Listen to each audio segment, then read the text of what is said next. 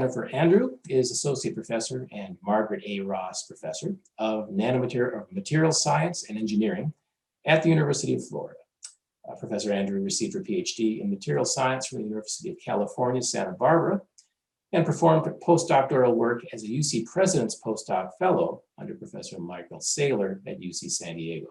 She joined the faculty of the Department of Materials Science and Engineering at the University of Florida in 2011. Today, she's here to speak with us on magnetoelectric nanomaterials and their potential for biomedical applications. Please join me in welcoming Professor Andrew. Everyone, let me get my slides shared. Oops, gotta get the right order of operations here with Zoom.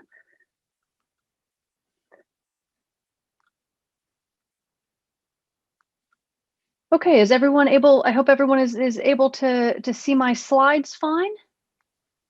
Looks good here.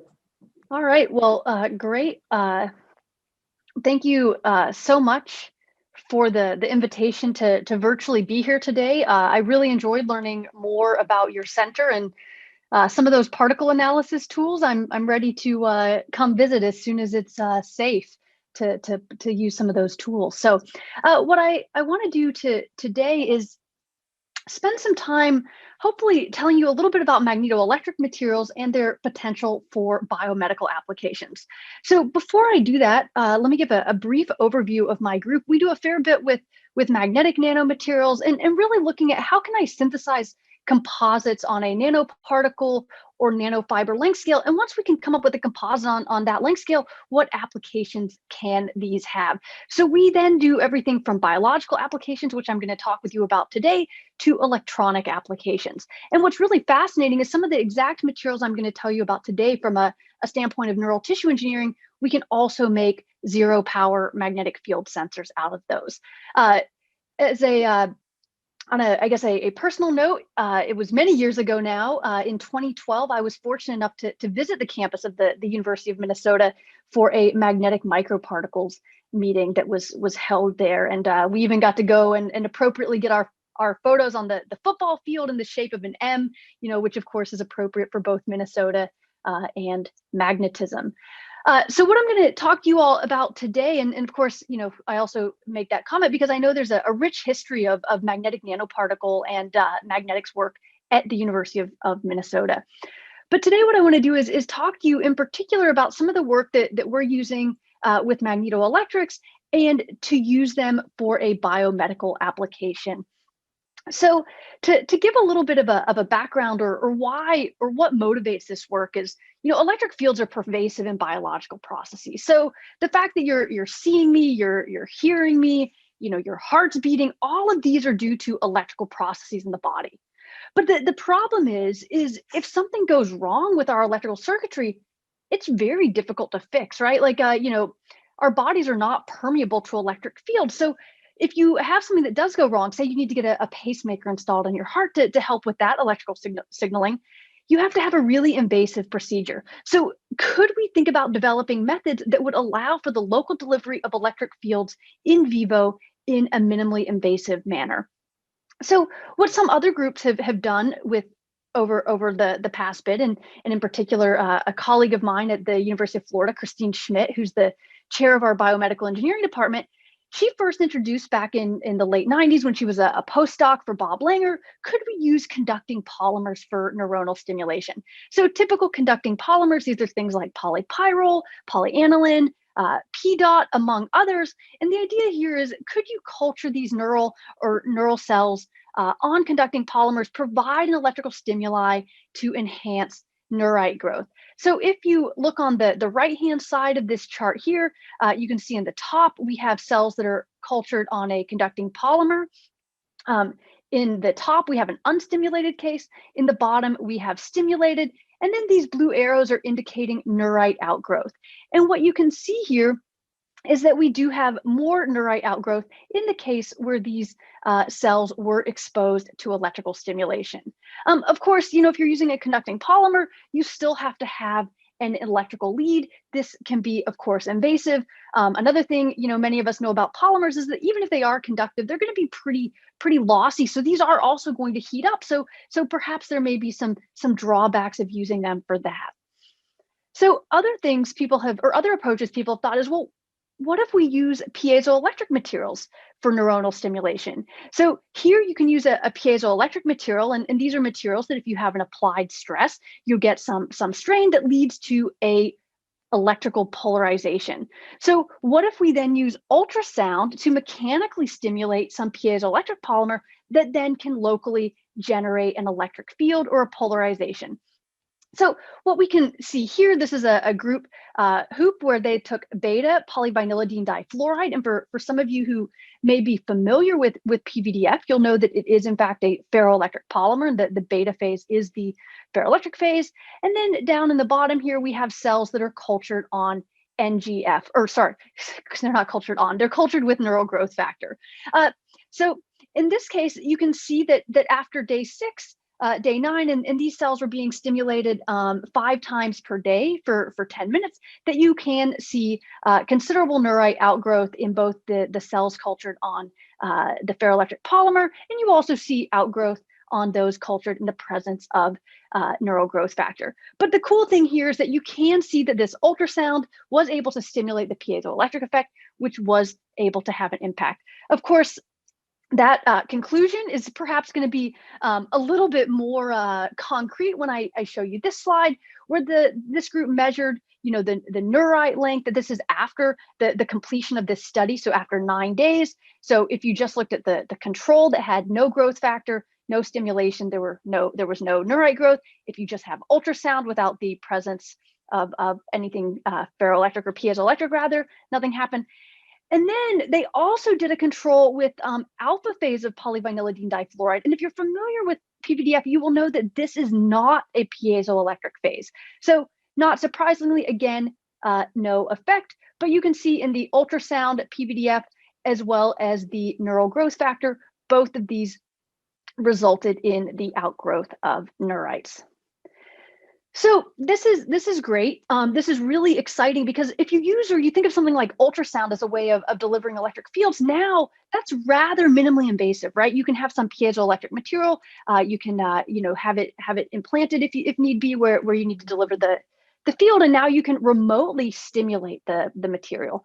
However, there are some challenges with ultrasound, which is penetration depth, right? So could we come up with another way or another approach to deliver electric fields in the body in a minimally invasive manner?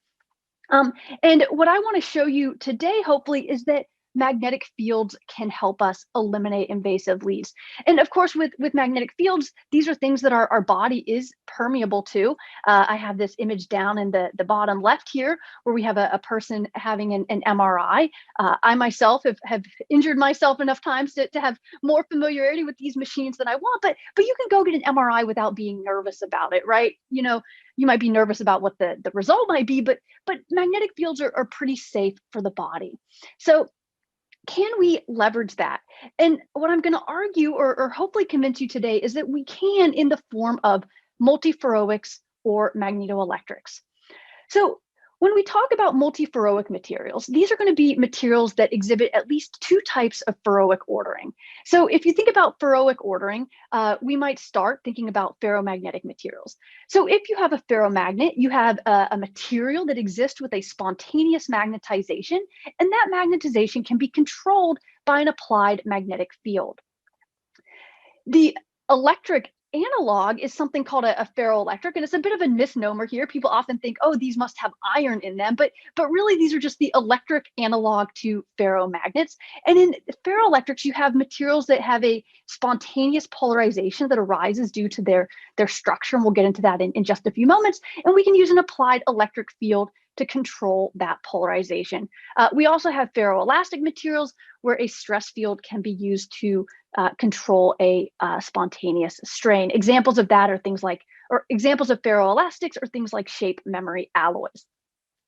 So if we go back over here, and for the sake of this talk, when I talk about multiferroics, I'm really referring to these magnetoelectrics where we combine ferromagnetism and ferroelectricity. And when we combine these 2 types of ferroic ordering, you can imagine that we can now use an applied magnetic field to control the polarization. So if you want to think about biological applications, we can now use that applied magnetic field to locally generate an electric field. So I know some of you may be really familiar with magnetism, others perhaps less so. So I think it's worth taking some time to go through the properties of these materials. So if we think about magnetism, if you think about the best permanent magnets, typically these are going to be our ferromagnetic materials, and they're going to have a permanent magnetization. Examples of ferromagnets are things like cobalt, iron, nickel, and of course there's more advanced things like neodymium iron boride, which are what a lot of our permanent magnets are made out of. But here's a cartoon where in a ferromagnet, all of our magnetic dipoles would be aligned in the same direction. And of course, if we measured the magnetic hysteresis loop, if we just made a bulk ferromagnetic sample, you'd of course have domains. As you apply a field, those domains in those domains would orient such that the energy is minimized, thus no net magnetization. However, as you apply a field, the moments within those domains are going to rotate and align with the field, and this can be reversed. Many of you may be familiar with superparamagnetic materials, and of course those are when you take your ferromagnetic material and you make it sufficiently small that domains are not going to form. So then if you are thinking about some of the magnetic materials that we use, especially the superparamagnetic materials for biomedical applications, you often think about these ferrites. And one thing that you'll see in the literature is people will refer to these ferrites as ferromagnetic, and if any student ever says that in a proposal exam with me, it's sort of my favorite thing to start asking about. But it's really important, I think, for all of us to be particular and specific with our language. But ferrites are actually ferrimagnetic, and what happens is we have some metal. It could be iron, nickel, zinc, cobalt. In Fe2O4, where you have this M is a divalent cation, and this iron here would be trivalent. And depending on how these cations populate in the spinel structure in either the tetrahedral or the octahedral interstitial sites, that gives rise to whether or not you have, say, an inverse spinel or a normal spinel. But those two interstitial sites where those cations sit will end up having their magnetic moments aligned anti-parallel. So if you have an anti-ferromagnet, those moments are going to be anti-parallel and cancel out. If you have a ferrimagnet, such as the case with the magnetic ferrites, you have dipoles of different magnitudes due to the different magnetic cations, so you still get a net magnetization, and you would still get a hysteresis loop that looks something like this, and you can still get super paramagnetic behavior. Okay, so this is magnetism, or some of our common magnetic materials. So now let's think about the other component of these magnetoelectrics. Let's think about ferroelectrics. So a key requirement for a ferroelectric material is that you must have a permanent dipole.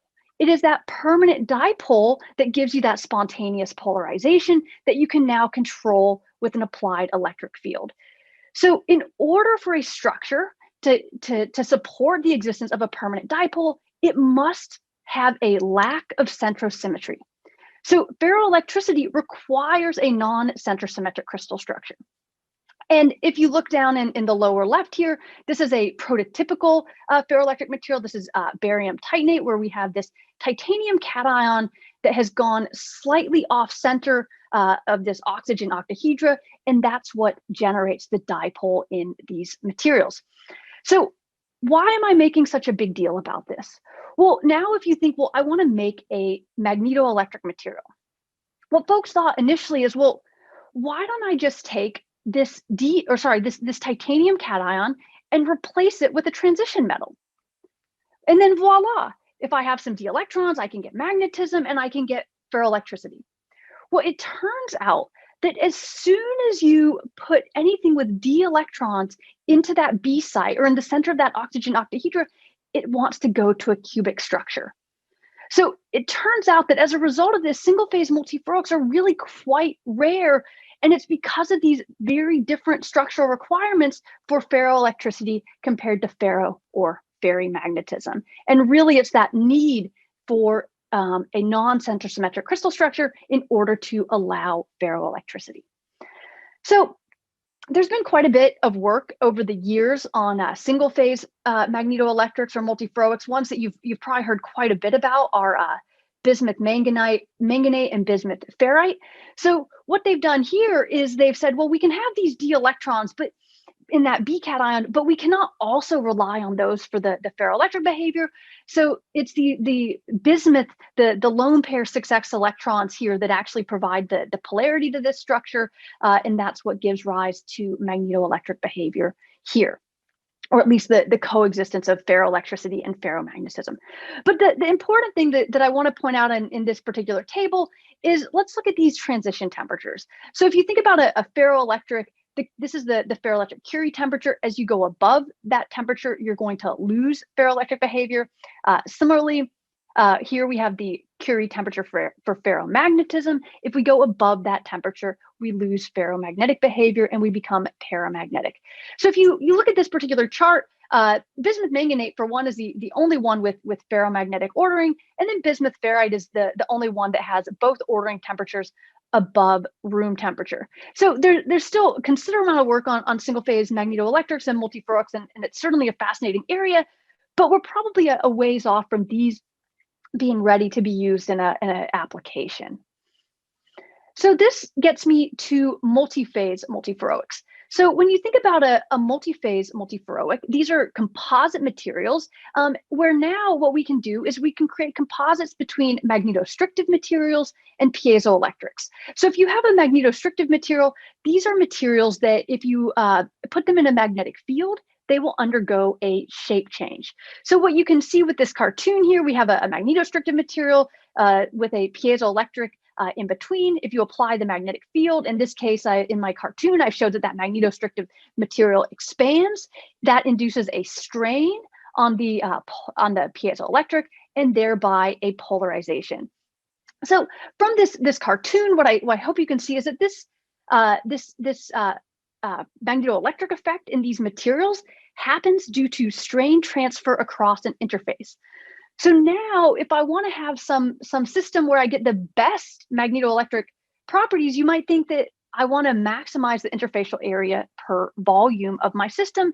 And whenever you want to maximize surface area to volume, that gets us into the nano regime, where we can really maximize that parameter.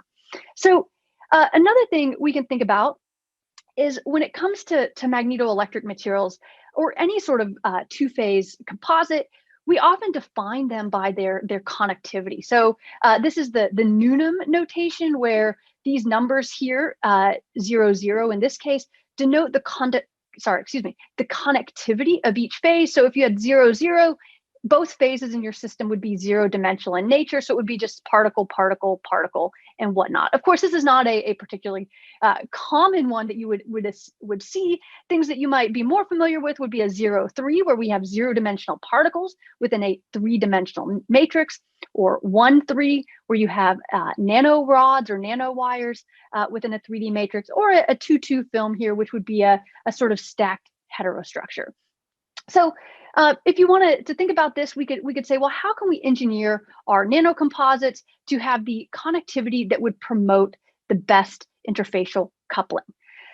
So we were, of course, not the first group to think about the idea of using nanoscale to enhance the magnetoelectric effect. And this is work, this is, sort of the original work. This is, getting pretty old at this point. It's from 2004, but this came out of Ramesh's group at UC Berkeley, where what they did is they grew films of alternating layers of cobalt ferrite and barium titanate in this condition. And then here we have pillars of cobalt ferrite within a barium titanate matrix. And what they did here is, to show that they had magnetoelectric coupling in these systems, is they measured the magnetization of these materials as they transitioned through the ferroelectric Curie temperature for barium titanate. So why did they do that? Well, if you take a ferroelectric material that's in its tetragonal form, and then you heat it through its Curie temperature, it's going to undergo a shape change from tetragonal to cubic. So as that shape change happens, there should be a corresponding strain that the magnetostrictive material will respond to. And if you look here, these red dots refer to these nanowires in a matrix. And you can see that here around that ferroelectric Curie temperature of 120-ish C or 390 Kelvin, they get this blip. On the other hand, when they use this film-based structure, there was no enhancement or no change in magnetization, rather, as they heated through the Curie temperature. And their hypothesis here is that that's because this substrate acts as a mechanical clamp. So what if we could try to make a nanoscale multiferroic or magnetoelectric composite that was not on a substrate and had no mechanical clamp? So here's some theoretical work that was done in 2009 on the y-axis here. This is looking at the magnetoelectric coefficient of a fiber. Over on the right-hand side, you can see a film.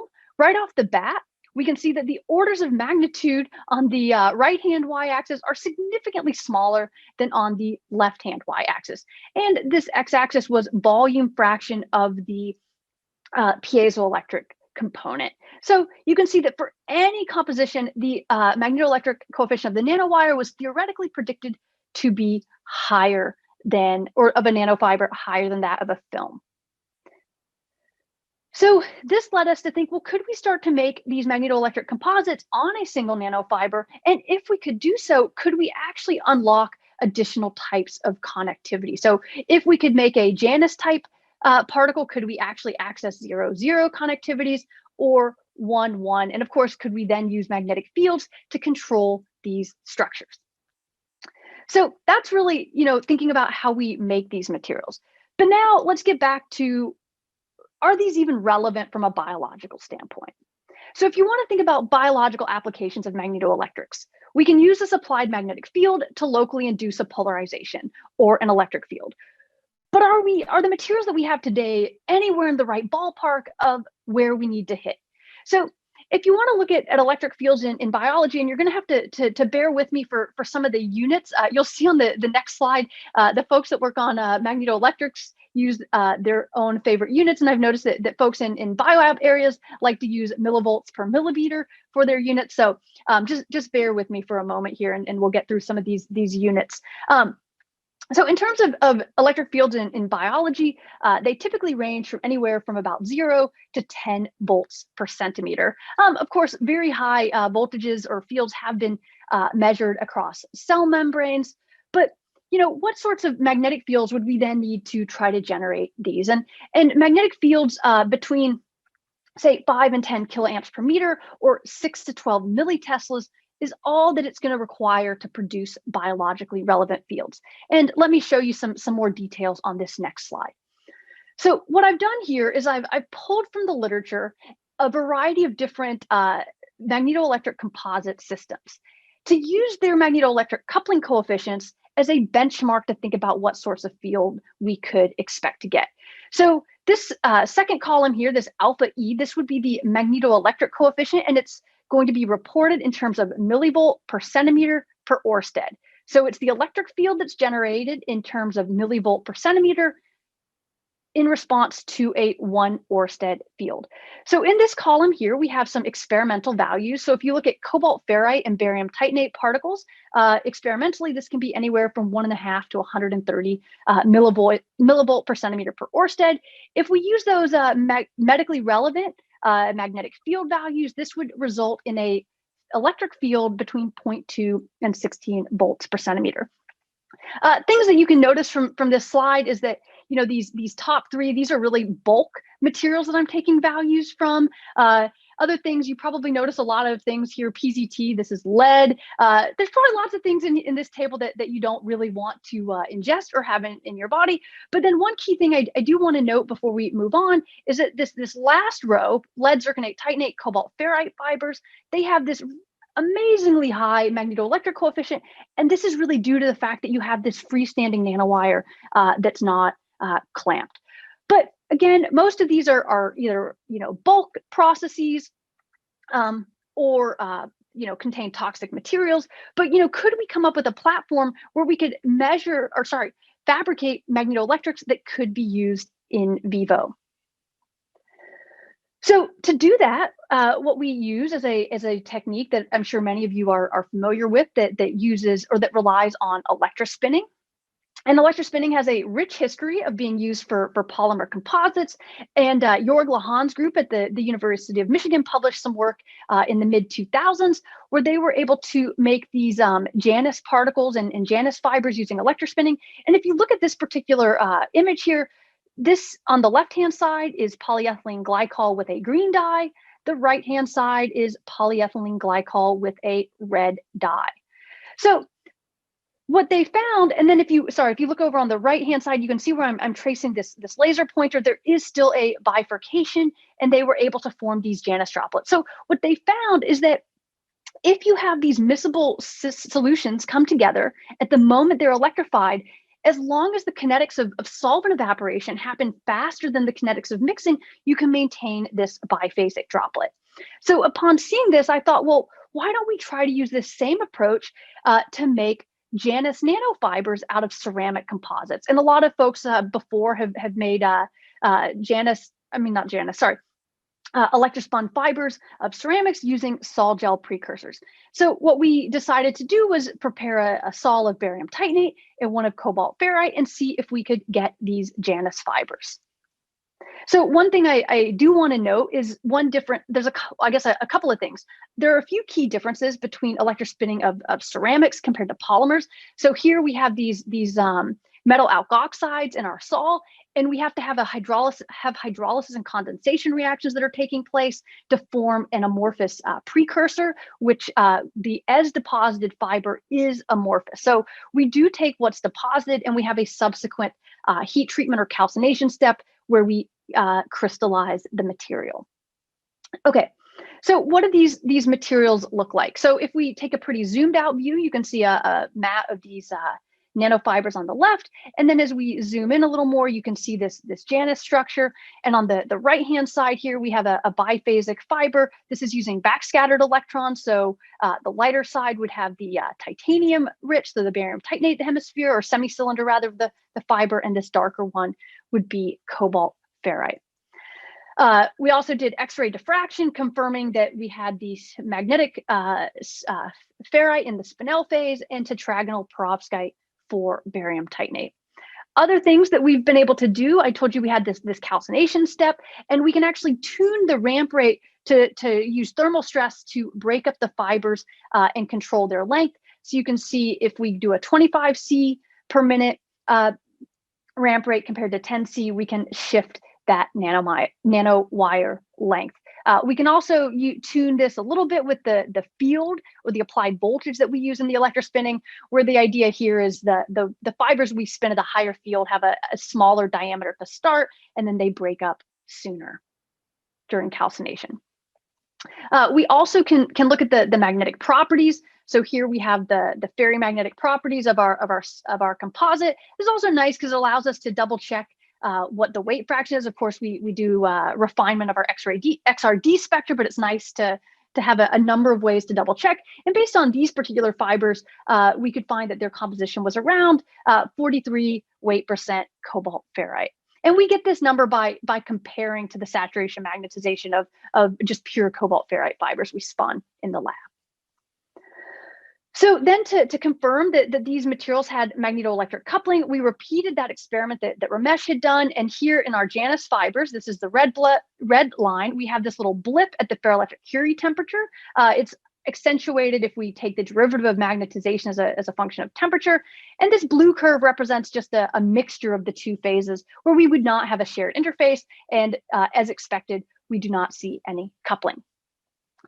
Since that time, we've developed some more sophisticated ways to measure the magnetoelectric coefficient of our nanowires, and we've used dielectrophoresis to align them across rows of electrodes. And this is really nice because using this setup, we can either measure one row at a time, so we can actually measure 20 rows of nanowires individually, or we can measure them all at once in series.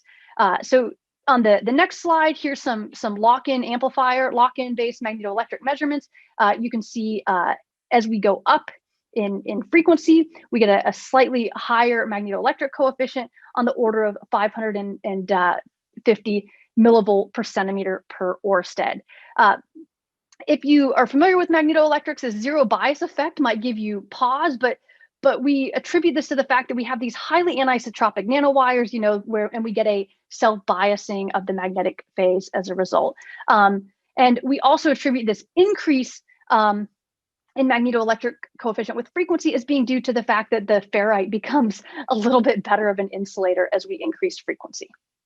So this is all nice because this shows us that we have wires or nanofibers that do exhibit magnetoelectric properties. So let's get back to, okay, well, can we use these for biomedical applications?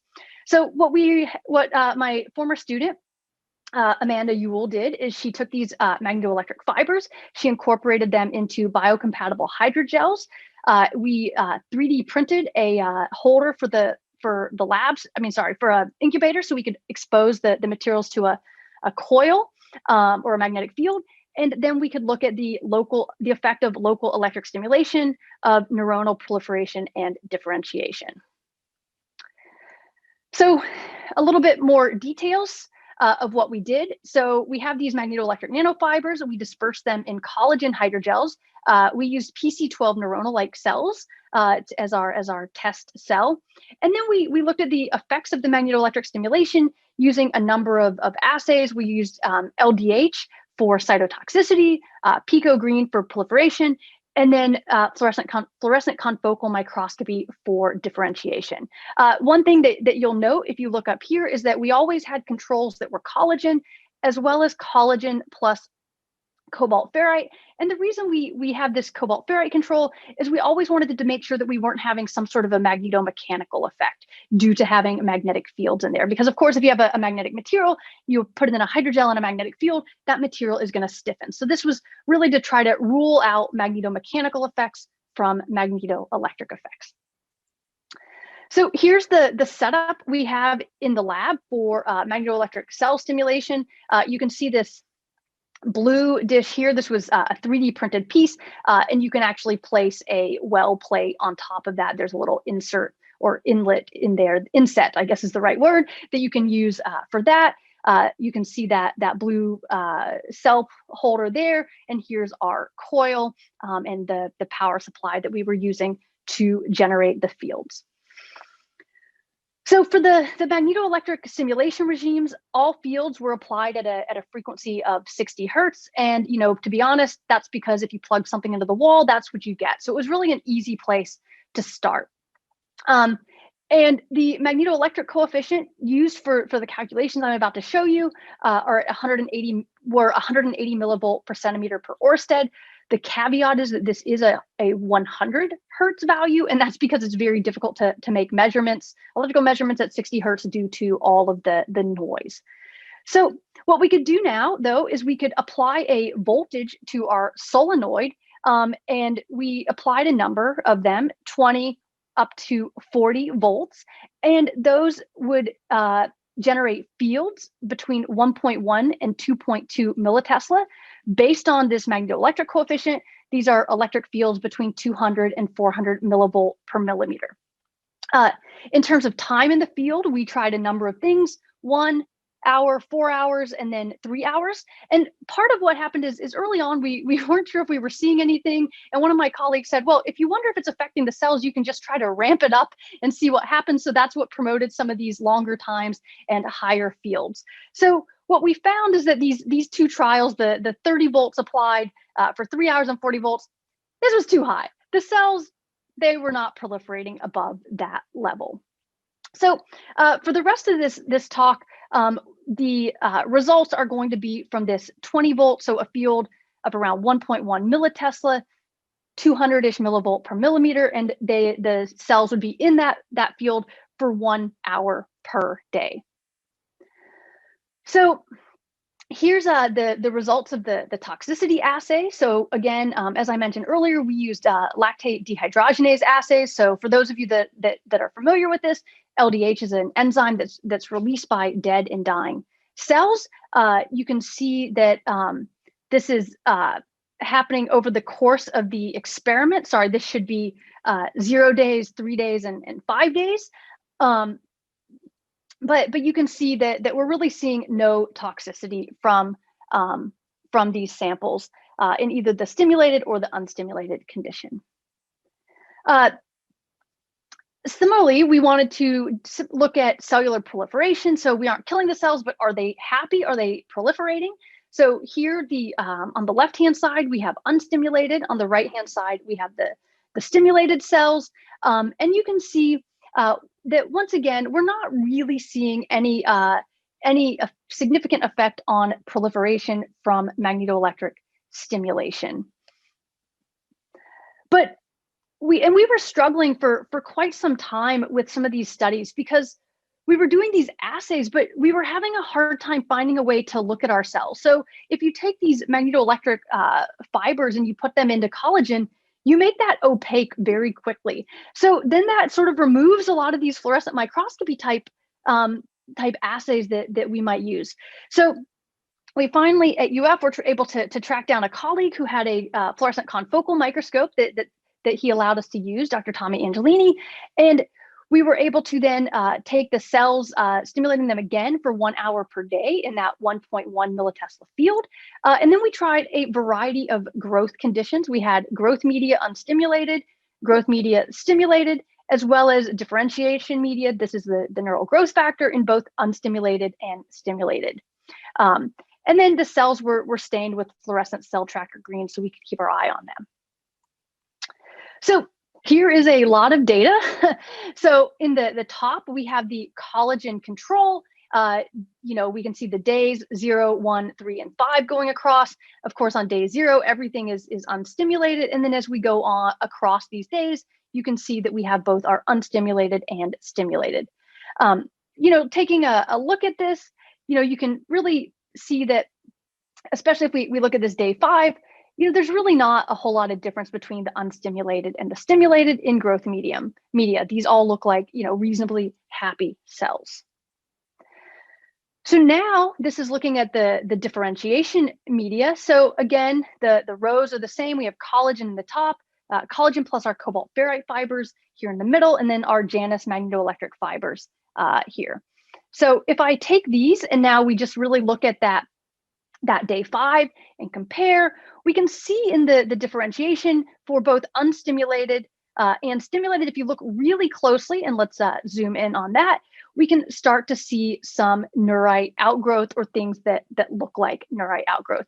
But we really see this in both cases. So here's a summary, which is really just to say that the beginnings of neurite extension is seen in samples after 5 days of growth and stimulation. I think these are really preliminary studies, but I think they suggest the potential for magnetoelectric materials for neural stimulation. I think what's really underexplored at this point, and we still need to explore it, and this is what we're doing now, I guess, in my lab, is how do we really think about the right field and frequency? And I think the key thing there is frequency. 60 hertz is easy because that's what you get when you plug something into the wall. But physiologically relevant frequencies are much lower. They're on the order of a hertz or a couple of hertz. So I think we really still need to figure out, well, what is the best stimulation regime to really see the benefits. But I think again, the good news is we're not killing the cells. We're seeing some neurite outgrowth. So I sort of summarized that before I flipped onto the state or onto this slide. But I think this is a good start. I think we have a lot of work to do, but that's how a lot of fun research is. It's fun when you have a lot of things that you can try. And these are ongoing questions in the lab to try to do longer studies, as well as exploring different frequency and stimulation regimes. However, these materials have cobalt and barium in them. I don't know about you all, but I might not be, running out to put these in my body myself. Of course, I do think at this point, these are the most common magnetoelectric materials. So it is somewhere we can start to show their potential. But we also need to come up with ways to make better magnetoelectrics for biomedical application.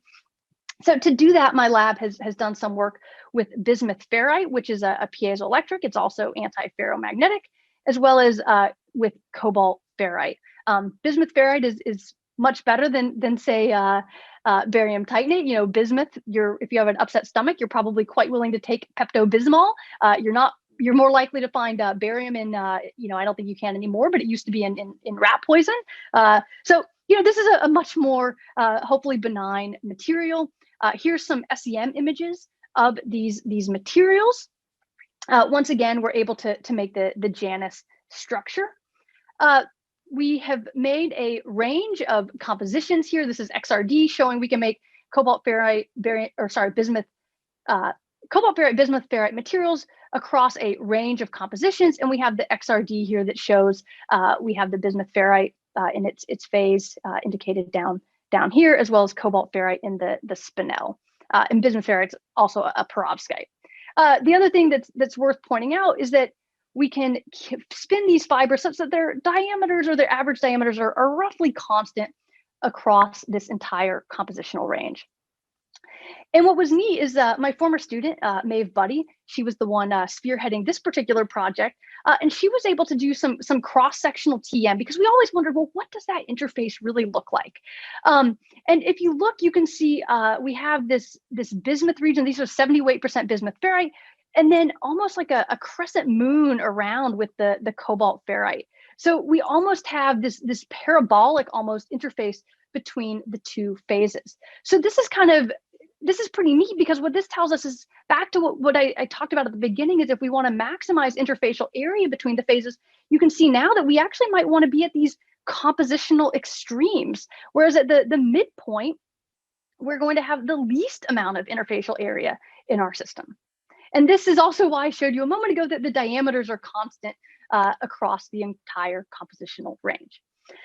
So what became interesting in this bismuth ferrite cobalt ferrite system, and I'm sure many of you have run into this before, is you can make some really neat nanoparticle or nanomaterial, and then you're left with, well, how do I characterize it? Because a lot of our characterization tools are set up for bulk materials. So what some people might do is they take their nanoparticles, they might press a pellet, they might heat it up and do a measurement, but you've inherently changed the properties of the material in so doing. So we were left here with, how can we study the properties of these materials without densifying them or consolidating them into some bulk? And what we realized is, because here we have anti-ferromagnetic bismuth ferrite and ferrimagnetic cobalt ferrite, is that we could actually study the exchange bias between these. So if you have a ferrimagnetic material, remember you have that anti-parallel orientation between dipoles. If you have a net magnetization because of the difference in magnitude, anti-ferromagnetic, they will cancel out.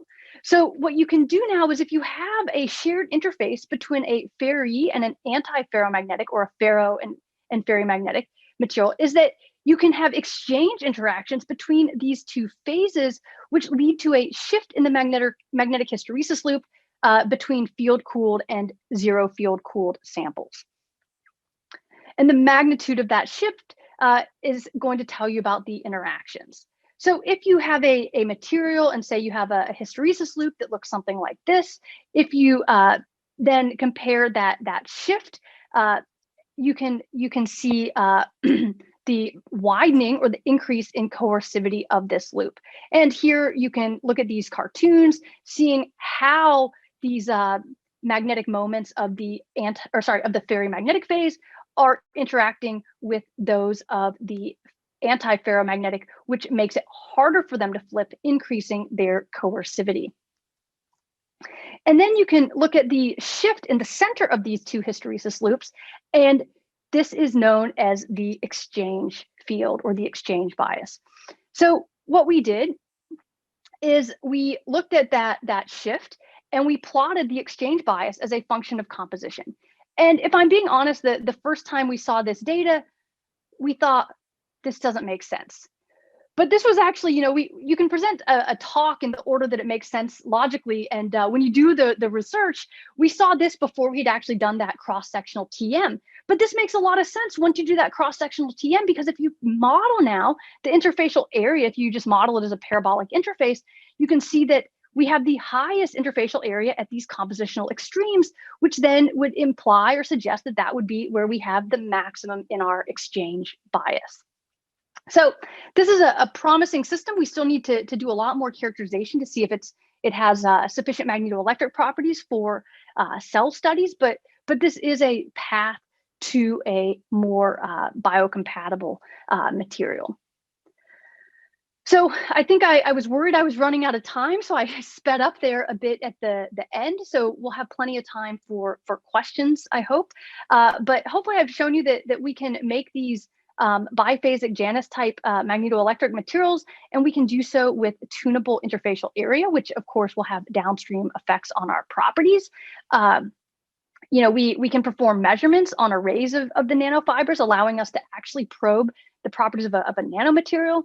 And what I didn't, well, I showed you two different material systems, but this really is a versatile platform where you can make biphasic and triphasic. In fact, we've made up to 6 layers of sample before. And you can also use electrospinning to make particles as well.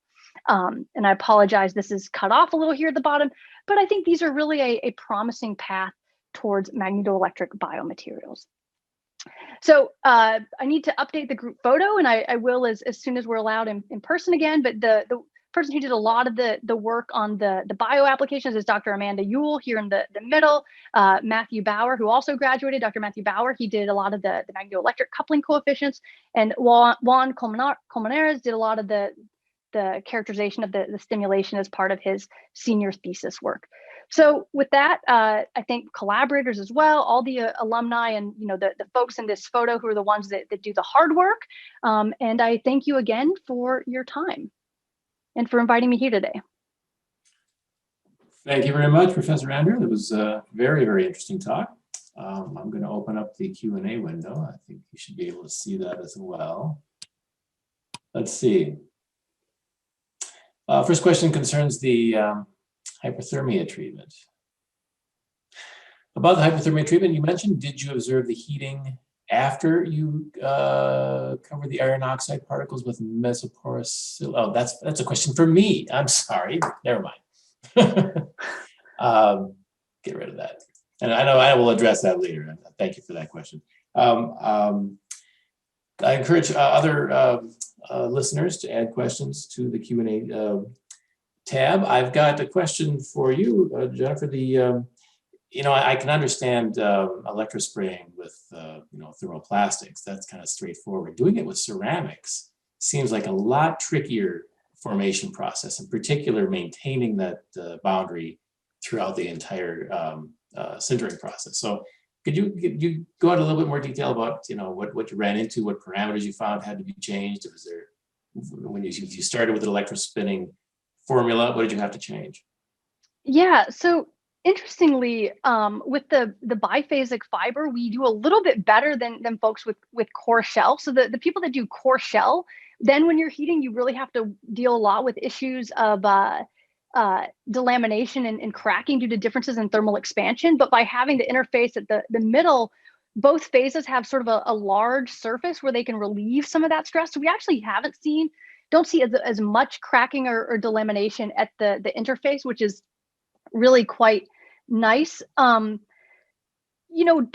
What percentage of the fibers that we get are the Janus versus single phase? That's actually a project I have a few undergraduates working on right now that we're using some methods to try to separate them out based on differences in their dielectric constants.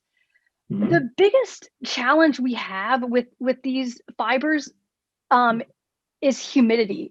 Humidity is a really rough variable when you're in Central Florida, North Central Florida. Mm-hmm. We have a hurricane potentially coming in. So right now, I don't think anyone's spinning in my lab today, but it would probably be pretty miserable because of how high the humidity is. Because not only do you have humidity that affects the solvent evaporation, it also affects hydrolysis and condensation of the ceramic precursor. So the winter is, I think, my students' favorite time to make these fibers because we just have a much more controlled environment in the lab. And we do try to control the humidity during the experiments, but if it gets really humid, it's still hard for dry air to get the humidity down really low. I see. So it seems like you're up against several critical time constants or critical dynamic factors, evaporation, mixing times, and as well as the solidification ceramic. Right? Yeah, and I guess, and you also have to make sure that whatever your two components are, so spinels and perovskites are known to phase separate when they're heated up. So we also get the benefit that we don't have to worry a ton about interdiffusion between those two phases. Okay, good work. Very very good experimental work, indeed. That's, I imagine the graduate students worked many hours on that process. Any other questions? While we're waiting for any more, you mentioned you could also make particles out of this rather than fibers. Mm-hmm. Is that kind of a more of a interrupted process, not a continuous flow process, or how do you do that? The main difference is that so right now we have if we make the fibers, we have a polymer binder that helps us form the fibers. We use polyvinyl pyrrolidone. When we do the particles, we don't have that. The particles we found it's much more susceptible to the environmental conditions. So you really need to make sure that those particles have hydrolyzed, that you have a pretty solid, like if you still have a lot of liquid or it still needs to react, it'll just splat on the collector and form a film. So we just had some work. This came out of Amanda's dissertation, where she was able to make single phase particles of barium titanate and cobalt ferrite via electrospray, but it's a lot trickier, and we haven't really had a lot of repeated success of trying to get the Janus particles. It's just harder to keep everything together, and then trying to keep two different materials happy at the same time is challenging. I don't doubt it. That's so good work to you and your colleagues. Let's see. Any other questions? Oh, I think Zhempeng asked a question to the panelists I see here. Yes, there are a few reports on magnetoelectric neuromodulation. Is this technology ready for that application? So there's a recent paper came out, and I'm of course blanking on the journal, where they had more of a crude sort of bilayer system. I believe they were using terphenol D as their magnetostrictive, and I don't remember their piezoelectric off the top of my head. And they were making an implant with that and doing some neuromodulation. I think in terms of using some bulk sort of implantables, I think the technology is getting closer. But as far as like a nano technology, I think that is still a little bit further off.